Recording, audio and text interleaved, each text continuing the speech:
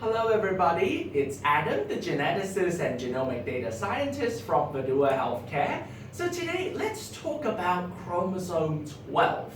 And as you might guess, the 12th chromosome is the 12th largest one in the human body. So in the human body, we have 23 pairs of chromosome, and on the last pair, it depicts your gender. So if you have an X and a Y, you are a male, and if you don't have a Y chromosome, if you have two X chromosomes, you are a female. So today, we're going to talk about the chromosome that is located here.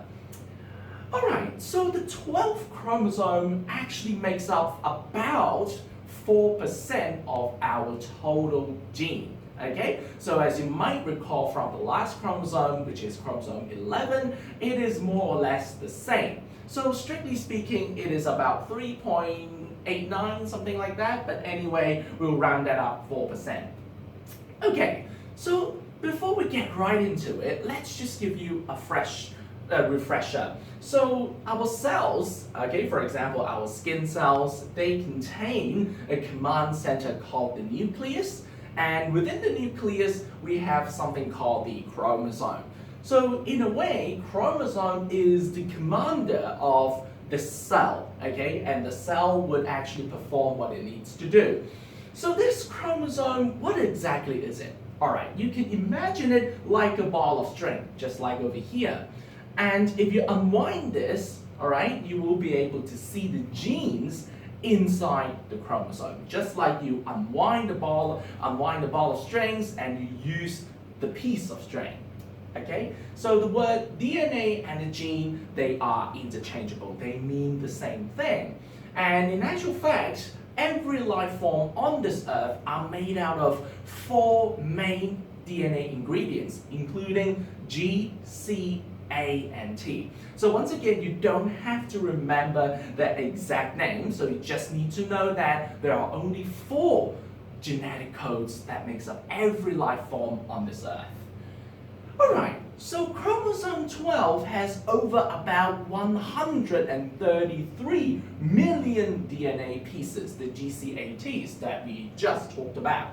And as you can see, it's a very complicated chromosome, and these are the mappings. So for geneticists, we need to know if, let's say, there is a genetic defect, there is a genetic disease, we need to know the location. So this is like a map, right? Okay, so this is not exactly an easy chromosome to analyze. So associated with this chromosome, there is about 6 common diseases over here, and of course I'm going to talk to you about each one of them in detail so you know the characteristics of each of these diseases and ultimately how to prevent them. So chromosome 12, I have to separate this into 2 parts. So today this is part 1, and the next session will be part 2. We'll be still on chromosome 12, but part 2. So today we're going to talk about 3 very nasty but yet interesting disease. It's the Kabuki syndrome, the Pallister-Killian mosaic syndrome, and the PKU. Okay, do excuse my pronunciation. I would call this disease as PKU because honestly this is a little bit too difficult to pronounce, and honestly you don't have to remember its full name. Okay, so just one more reminder, alright, because genetic disease is actually quite a complicated topic. There are 2 main kinds of genetic disease. One is the single gene disorder, meaning to say that just one of these genetic codes, 1 or 2 of these genetic codes, there's something wrong with them and it's enough to cause the disease. Chromosomal abnormality is an even more serious kind of defect, whereby for the entire chromosome you have something extra or something missing or something being inverted or substituted, which I will talk to you about that later on. Okay, so let's get straight into it. So the first disease is going to be Kabuki syndrome.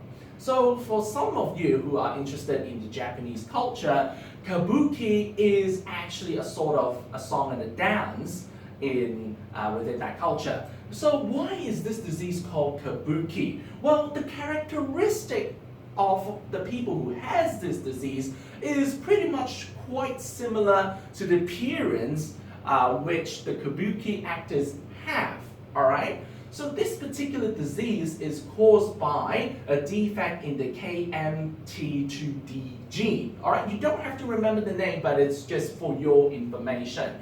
And of course, this particular gene is actually located in chromosome 12, all right? So the disorder, like we've just mentioned, actually has the characteristic resembling, all right, the appearance of these stage performers, all right?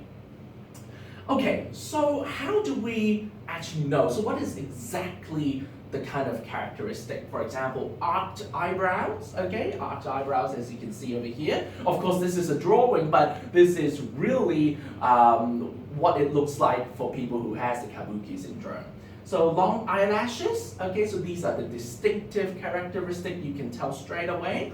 Long openings of the eyelid, or the lower eyelid has turned out, okay, the outside edges, a flat, broadened tip of the nose, or even large protruding earlobes, all right, just like these. Okay. Right, so people with the Kabuki syndrome, they have really mild to severe intellectual disability. So that is the more serious aspect we have to know. Because of course, in terms of appearance, you might look special, but if it's just appearance, obviously it might not be so impactful, but the more impactful stuff would be the intellectual disability, all right? And some of these people might even have seizures, so that is even more serious. Sometimes they might have an unusual small head size or weak muscle tone, also known as hypotonia.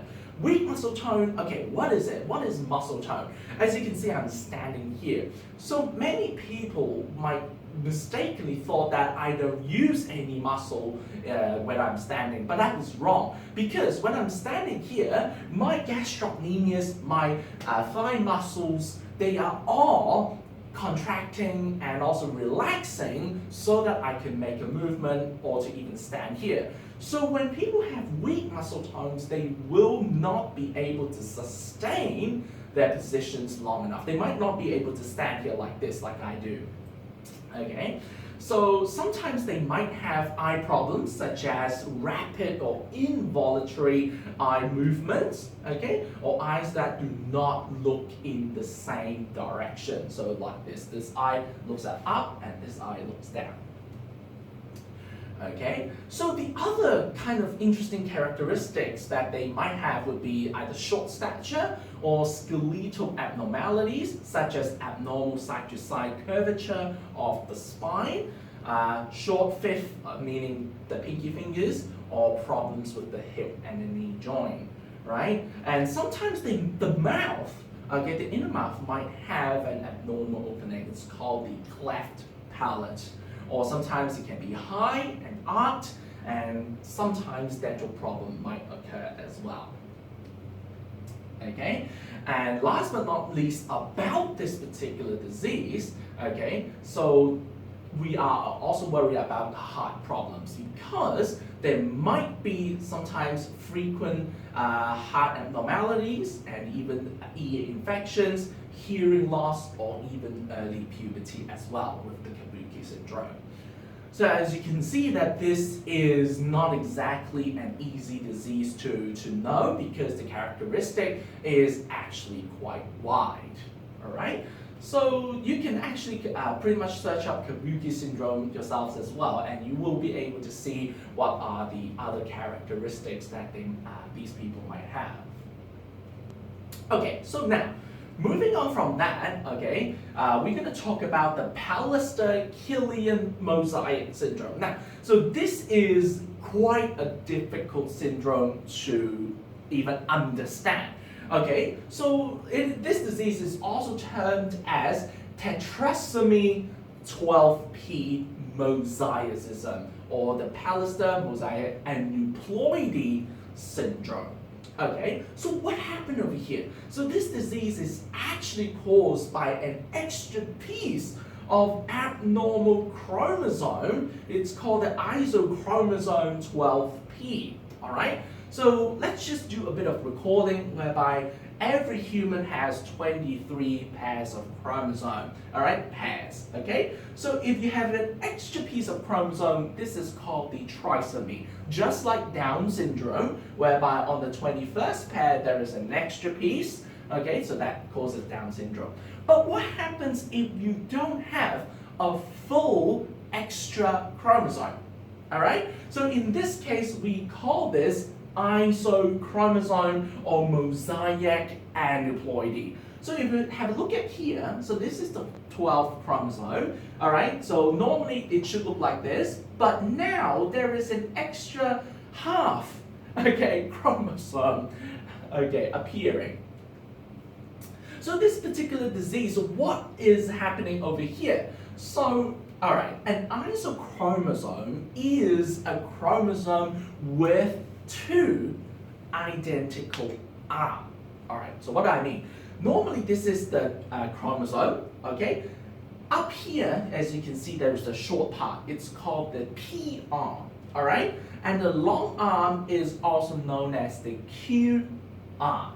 So during cell development, what's going to happen is that these two are going to split and they are going to photocopy themselves. But if, let's say, there is something wrong with the photocopying process, whereby these two actually stick together and becomes two P arm, or these two long arms stick together and becomes two long Q arms, all right, then there will be missing necessary genetic material, but at the same time, there will be duplicated existing genetic material. All right. Now, I know this is extremely difficult, but if you can, if you need to rewind back to what I've said just now, please do that. All right, but anyway, okay, these are just for your information only. You don't have to remember them. All right, so this isochromosome 12p, which is this particular disease, is a version of chromosome 12 where it is made up of two P arms, which is this one. So in appearance, let's go back one slide. It might actually look like half a chromosome, but in fact it is not exactly half a chromosome. It is two upper short arms stuck together, and it is considered having an extra chromosome. All right? So babies with Pallister-Killian mosaic syndrome is born with significant hypotonia. Now, who remembers what hypotonia is? We just talked about this in the Kabuki syndrome. It's called the weak muscle tone, right? So, but it is so significant, it's going to cause breathing difficulty, all right? And sometimes problems with feeding, meaning to swallow, meaning to eat. Hypotonia also interferes with normal development of motor skills, such as even sitting, standing, and walking. So these are the ones involving motor skill, but unfortunately, people with this disease, they have difficulty even standing. And of course, additionally, so as you might be able to tell, majority of these genetic disease, they will involve developmental delay, and this is no exception, okay? So usually this is severe to profound, okay? Kabuki syndrome is mild to severe, but this is severe to profound. All right, speech is often limited or even absent, okay? That meaning to say they cannot speak with this syndrome. All right, and sometimes, okay, if you want to tell what are the characteristics, it includes a high rounded forehead, all right, so a very rounded forehead, a broad nasal bridge, which means that the nose over here is very wide, a short nose, widely spaced eye, okay, low set here compared to, you see, there is also a composition for the human facial feature. So my eyes are about at the same level as my ears are about the same level as my eyes. So when you have low set ear, it will become very obvious. Rounded cheeks or a wide mouth with a thin upper lip, and a large tongue. So these are some of the characteristics. Okay, and some children, they might also have cleft palates. Cleft palate meaning to say the roof of the mouth has an extra opening, right? Or a high arched palate as well. So as you can see, cleft palate itself, it can be a symptom or it can be a characteristic of Kabuki syndrome, Pallister-Killian mosaic syndrome, or even the other most common one would be the DeGeorge syndrome, which involves chromosome 22. We'll talk about that later in this series. So as you can see, sometimes one symptom can depict different kind of genetic disease. So that's why unfortunately, if let's say the baby has it, you need to do a very comprehensive genetic test. Okay, and sometimes as an additional feature of the Pallister-Killian mosaic syndrome, this baby might have hearing loss, vision impairment, sometimes seizure, extra nipples, genital abnormalities, and even heart defects. Okay, so affected individual might also have skeletal abnormality such as extra fingers, extra toes, large big toes, and even an unusual short arm or legs. Okay, so sometimes people might mistake this for dwarfism, but it is not exactly dwarfism. And lastly, okay, about 40% of babies affected by this syndrome are born with something called the congenital diaphragmatic hernia, okay, or in short CDH, which is a hole in the muscle that separates the abdomen from the chest, which is the diaphragm. So if you can have a look at here, all right, so here's the lung, here's the heart. Supposingly, under normal circumstances, this is the other side of the lung. Okay, the diaphragm actually supports the breathing because once the diaphragm pulls down, the lungs would expand. But if let's say there is a hole in there, organs from the lower parts of the body can go up, all right, and it will block the normal function of the heart and the lung, and obviously whatever organ that has gone up. Okay, so in this picture you can see the intestine has gone up here and the liver is extra large, okay, by the way, and has gone up. Okay, so for this part, the last disease we're going to talk about is PKU. So this is an inherited disorder that increases the level of a substance called phenylalanine, okay, in the blood. So this substance, phenylalanine, is a building block of protein that is obtained through diet. Okay, so it's a protein that we eat when, for example, if you eat steak, if you eat chicken, if you eat salmon, and pretty much all the protein food can, there will be this substance in there. All right? Okay, so these infants, all right, might also have low birth weight, and they grow more slowly than other children. All right. So other characteristics, especially medical problems, including heart defects, abnormal small head size, and behavioral problems as well. Okay. And infants with classic PKU appear normal until they are a few months old. So it is quite difficult to tell once a baby, for example, once a baby has just been delivered freshly, you can't even tell if they have PKU or not unless they grow up.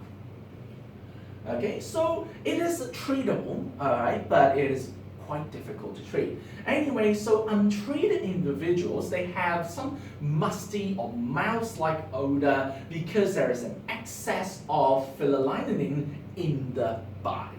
Okay, so extra phenylalanine in the body will cause these odors, right? So they tend to have lighter skin, and sometimes they might also have skin problems like these. All right, so without the treatment, these children will develop permanent intellectual disability, seizure, delayed physical development, behavioral problem, or even psychiatric disorders. Right?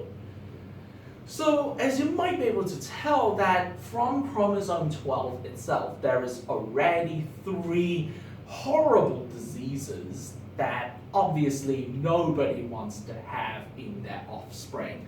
But sometimes they might ask, Adam, well, okay, we can try to prevent, but obviously this is the limitation of medicine. We can't pretty much prevent everything. So what are the potential treatments? Okay, if you have a mutated gene, there might be transplantation. Okay, transplantation of the mutated gene, or sometimes called the gene therapy. If you want to cure this disease at the protein level, so sometimes you might have protein replacement, such as the factor for hemophilia A and the enzyme replacement therapy. Metabolic dysfunction, if you want, just like PKU we just talked about, it's a metabolic dysfunction. You can have specific compensation, such as diet modification, sometimes pharmacological agents. All right. If let's say it involves organ malfunction, just like the Pallister syndrome, you might need surgical intervention. All right, or more serious kind of symptoms such as enlarged lungs or defects in the lungs, you might need organ transplant. But more importantly, we should get ourselves genetically screened before we get pregnant, because you will never know what kind of disease you are carrying, because as a carrier of any kind of disease, it will not affect you at all. Okay? And so at Verdure Healthcare, we have something called the pre-pregnancy DNA screening. So why do we need to get ourselves screened? Why do we need to work hard to prevent this? Okay, so according to the University of Chicago School of Medicine, back in 2015, they have done a research. They're saying that humans carry 1 to 2 lethal recessive mutations on average, study estimates. And humans carry on average 1 to 2 mutations that, if inherited from both parents, can cause a severe genetic disorder or death before reaching reproductive age, report scientists from the University of Chicago and Columbia University. So these 2 universities are some of the most well-known schools in the United States, and they have linked strong hands together and made this discovery. But unfortunately, back in 2015, there is no such thing as carrier genetic tests, there is no such thing as pre-pregnancy DNA screening like we do here. So now we do, and we are able to screen for 420 of Asia's most common genetic disorders. All right? So coming back to our situation in Malaysia. So every year there is about 500,000 babies being born, 550,000 just to be specific. So according to the University of Malaya's Specialist Center, they are saying that yearly around 16,500 of Malaysia's 550,000 babies are afflicted with congenital abnormalities, and about 1/3 may succumb to these illnesses before reaching their first birthday.